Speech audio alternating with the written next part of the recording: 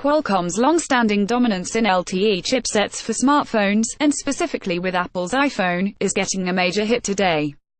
The European Commission today announced that it would be fining the company €997 million, or $1.23 billion, for abusing its market position between 2011 and 2016, related to its relationship with Apple.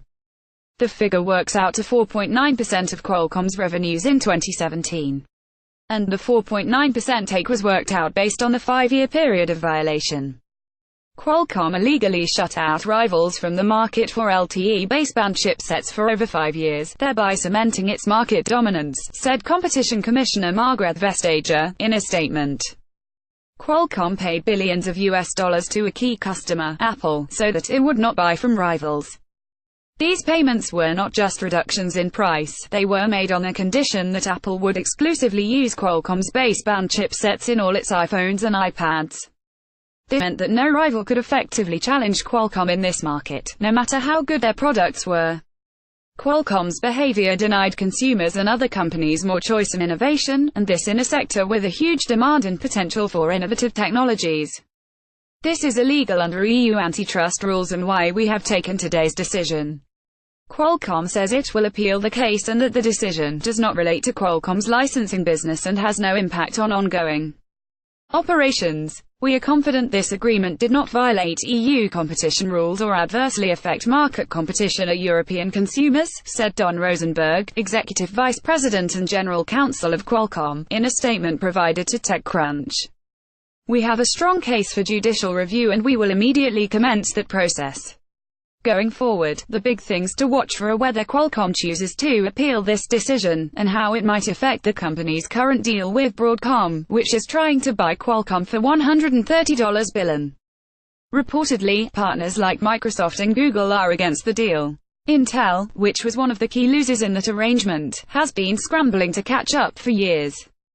Now, the iPhone is made using chipsets from both vendors, but all is not completely resolved. There may be more than simple anti-competitive practices at issue here, since some tests appear to show that iPhones running on Intel's chips are performing slower than their Qualcomm-based counterparts. This could prove to be grounds for an appeal down the line. And to add a further twist to this story, there may be a case for Qualcomm to appeal its own fine based on another regulatory case involving, yes, that same Intel. The latter company last September had a vote in its favor in its so far 9-year-long battle to appeal its own $1 billion antitrust fine from the EU, when the European Courts of Justice said that the Commission needed to provide more proof in its case against the company. The Commission seems to have followed a creative reading of the Intel ruling, remaining consistent with it while allowing some leeway on interpretation, said Asimakis Komnenos, a partner at global law firm White Case, in a statement. It will be interesting to see how the EU courts will react.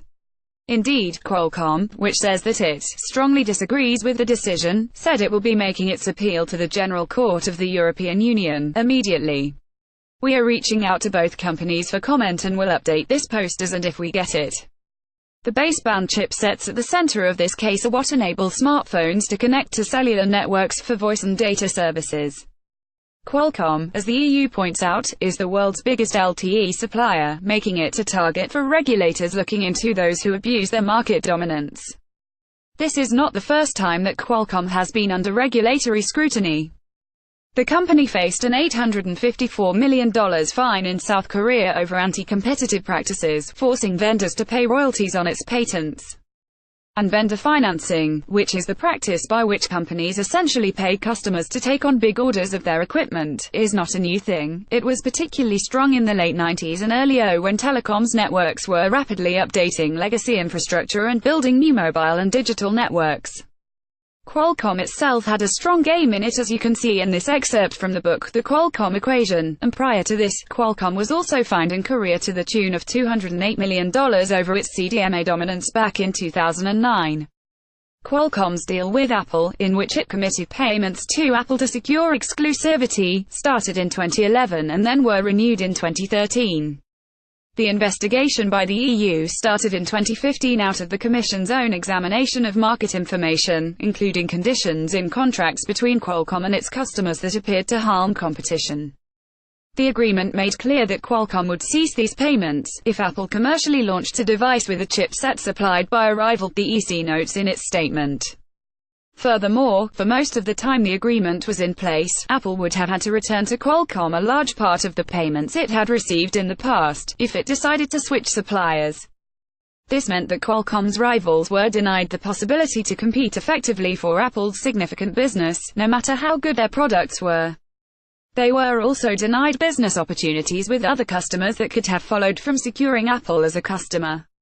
In fact, internal documents show that Apple gave serious consideration to switching part of its baseband chipset requirements to Intel.